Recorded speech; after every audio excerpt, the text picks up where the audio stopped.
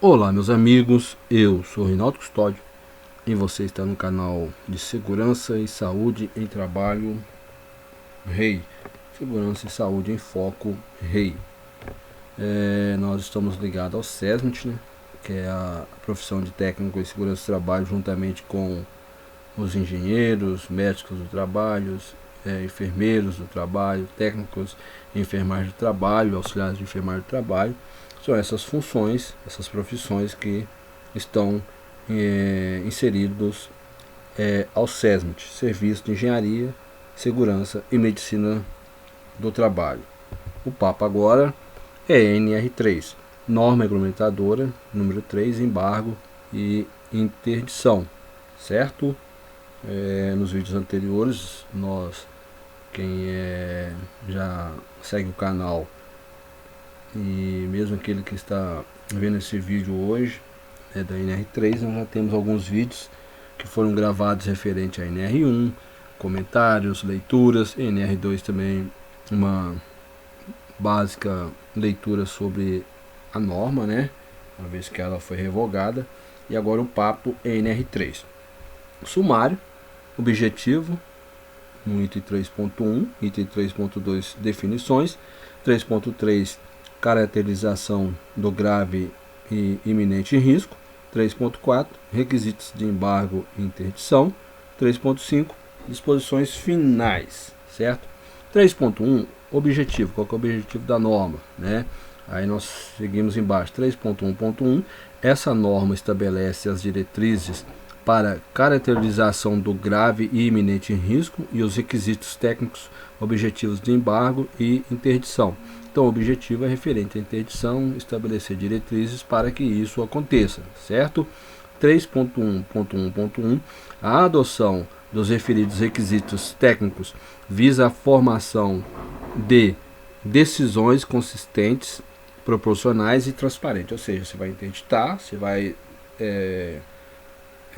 elaborar documentos, você tem que ter os argumentos, os motivos para interdição de um estabelecimento, de uma máquina, de um equipamento, de uma obra, e tem que ser transparente, né?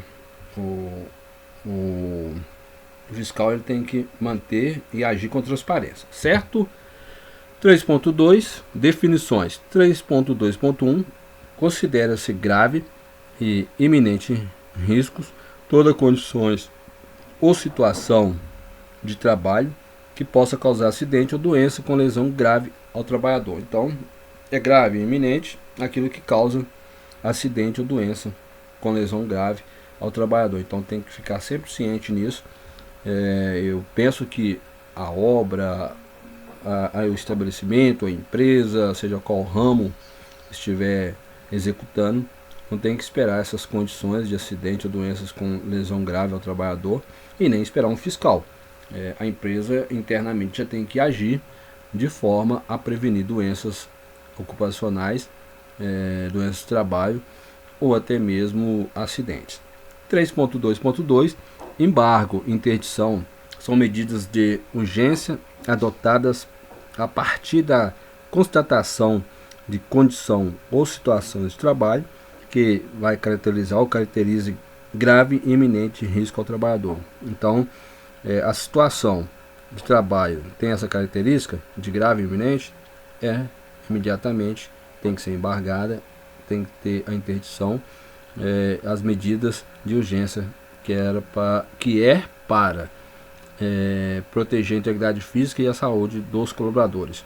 3.2.2.1, o embargo implica a paralisação parcial ou total da obra. Então, ou seja, em algum momento você vai ter um determinado setor da construção civil que pode ter parcial a interdição ou total de uma construção civil, seja muros de arrimos, prédios,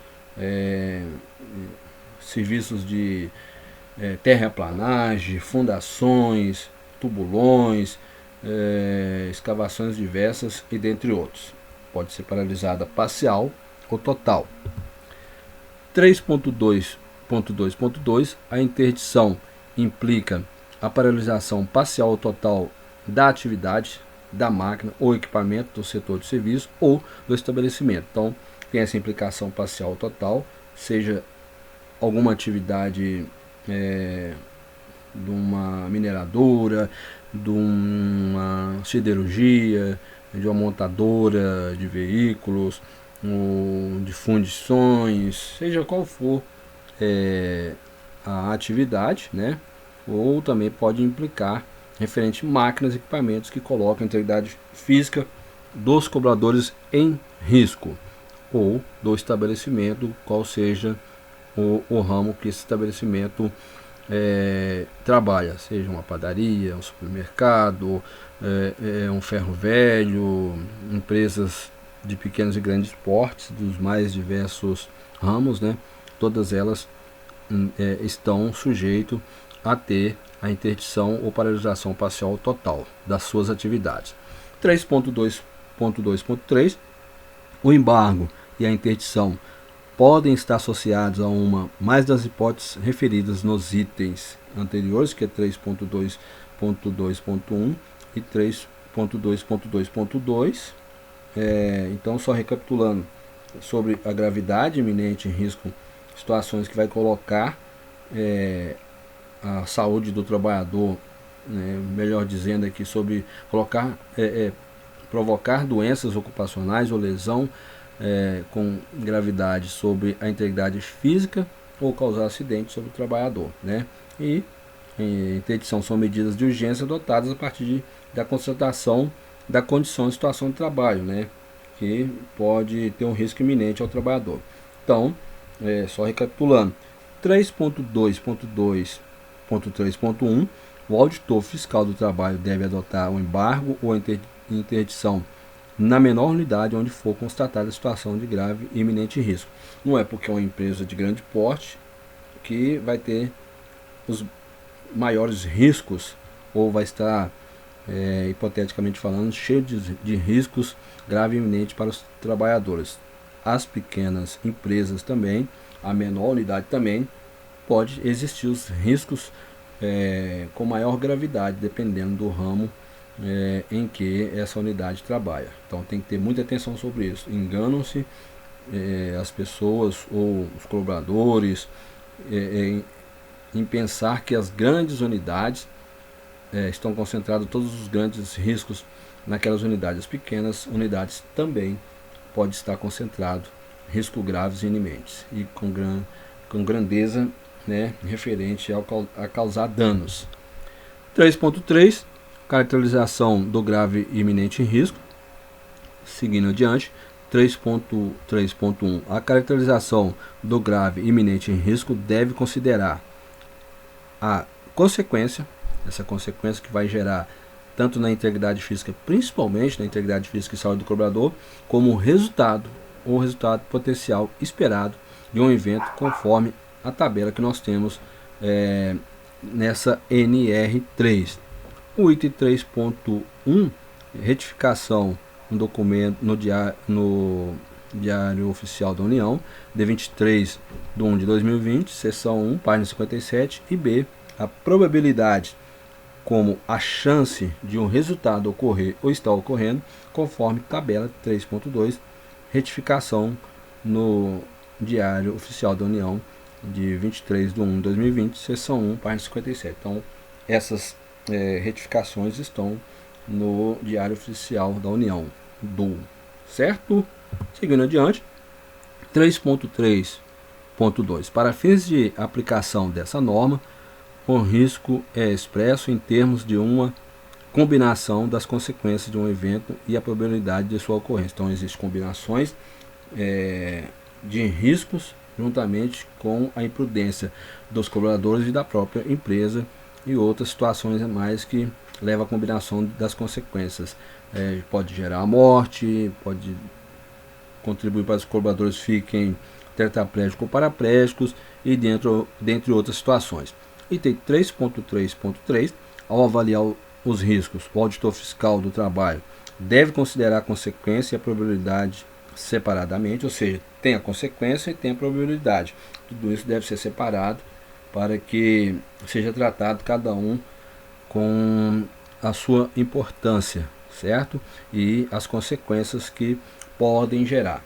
3.3.4, a classificação da consequência e da probabilidade será efetuada de forma fundamentada pelo auditor fiscal do trabalho. Então essa classificação ela é fundamentada de acordo com a fiscalização do auditor fiscal. E a classificação das consequências deve ser efetuada de acordo o previsto na tabela. Então você tem as consequências que é classificada efetuada de acordo com o previsto da tabela.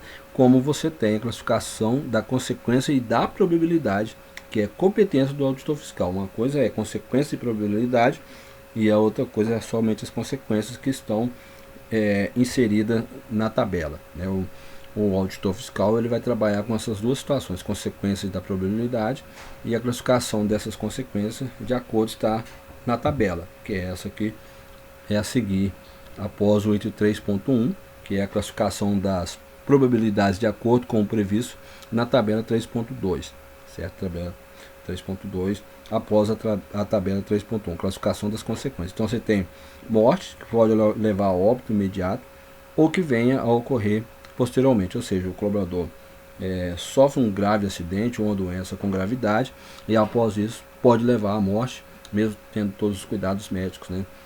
Podemos citar um esmagamento de um colaborador provindo de uma máquina que está sem freio, ou de máquinas estacionárias que não tem as proteções das partes móveis, que pode atingir os membros superiores e automaticamente puxar esse colaborador e causar lesões com gravidade e pode levar à morte após isso. Severa, pode prejudicar a integridade física ou a saúde, provocando lesões ou sequela permanente. Significativa, pode prejudicar a integridade física ou a saúde, provocando lesão que implique em incapacidade temporária por prazo superior a 15 dias. Leve, pode prejudicar a integridade física ou a saúde, provocando lesão que implique em incapacidade temporária por prazo igual ou inferior a 15 dias. Nenhuma lesão ou efeito à saúde. Ou seja, o auditor fiscal vai trabalhar em cima dessa tabela, verificando as condições que está em loco, né? Verificando obras, setores, estabelecimentos, máquinas, equipamentos e referente à consequência e probabilidade.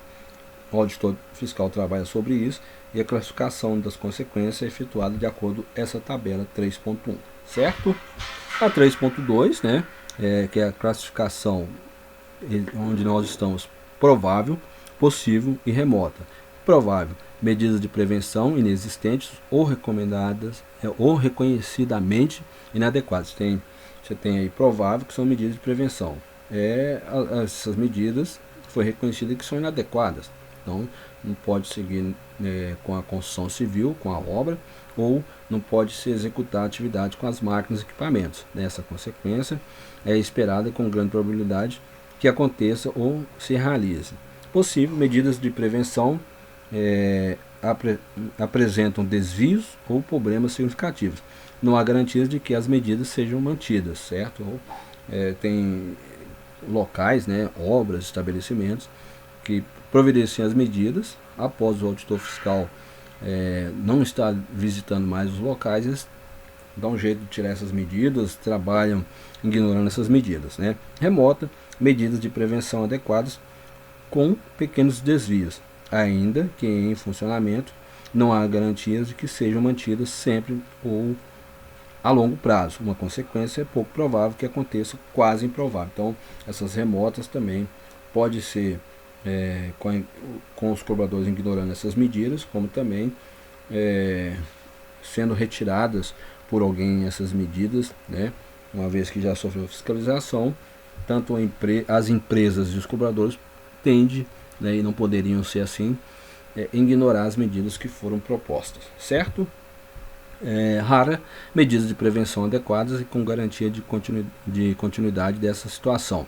Uma consequência não é esperada, não é comum, sua ocorrência é extraordinária, ou seja, aconteceu uma situação inesperada, que isso é raro também, né? As medidas foram implementadas, atende a demanda, foram implantadas medidas de prevenção adequadas, porém pode dar uma raridade de haver falhas, tanto humanas quanto as situações do local, situações físicas, né, e uns eventos inesperados, certo?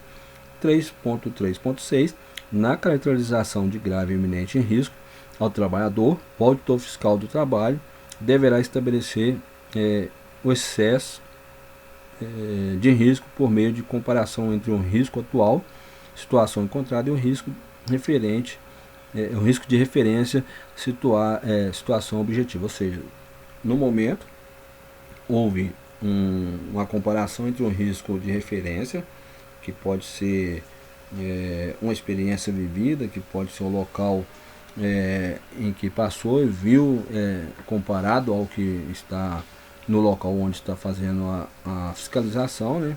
Então, você tem aquele excesso de risco que tem probabilidade de causar danos à saúde e à integridade física dos trabalhadores, entre o risco atual existente e o também, pode citar um exemplo, que o auditor fiscal foi a primeira vez, tinha um risco que estava menor, aí ele vai a segunda vez, já tem um excesso de risco, tanto no ambiente de trabalho quanto outros riscos em redores, né? Então eu faço essa caracterização de grave e iminente risco ao trabalhador. Então, nesse momento tem que ser interditado e impedido esse trabalho. 3.3.7 O excesso de risco representa o quanto o risco atual, situação encontrada, está distante do risco de referência esperado após a adoção de medidas de prevenção, situação objetivo. Você tem um objetivo que não foi alcançado, né? Então esse risco atual está superior ao encontrado antes, né? Foi um risco de referência do ambiente de trabalho ou em comparação a outros ambientes, né? E as medidas de adoção de prevenção não foram suficientes e esse excesso de risco ele foi em comparação anterior aumentou um pouco mais. 3.3.8 a tabela 3.3 deve ser utilizada pelo auditor fiscal do trabalho em caso de exposição individual ou de reduzido número de potenciais de vítimas expostas ao risco do trabalho. Ou seja, você tem uma tabela 3.3 que ela é utilizada pelo auditor fiscal do trabalho em caso de exposição individual de algum colaborador ou número de pessoas que estão reduzido ali para a classificação desses riscos e as medidas a serem tomadas, certo? Então, pessoal, terminar a primeira parte da NR3 por aqui. Curtam, compartilhem e comentem, se inscrevam no canal. Lembre sempre, cuidado com você, colaborador. Você que esse vídeo vai, como diz, de forma inesperada aparecer para você assistir, lembre-se, você é o principal interessado a cuidar de você. Utilize sempre a EPI, cuide da sua saúde, cuidar do seu corpo e cuide de sua mente, certo? Lembre-se, alguém espera por você. Segue aquele abraço, até a próxima, fui!